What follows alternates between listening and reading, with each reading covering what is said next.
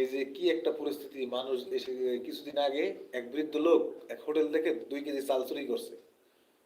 Guys, আপনারা জানেন কিনা জানি না, মাত্র 2 কেজি চাল বিক্রি করছে।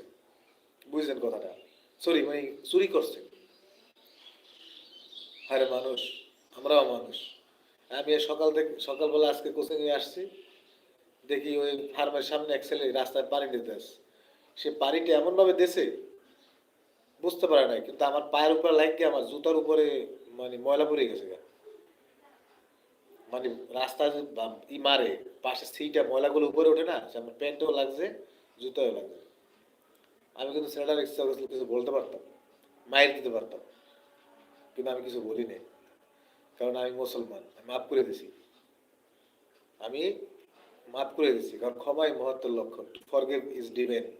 ক্ষমাই মহত্বের লক্ষণ। আমি নবীজি নবীজি সাল্লাহ সাল্লামের উম্মত, আল্লাহর বান্দা। আমিও তো ভুল করতে পারি, কিন্তু আমার মানুষ ক্ষমা করে না।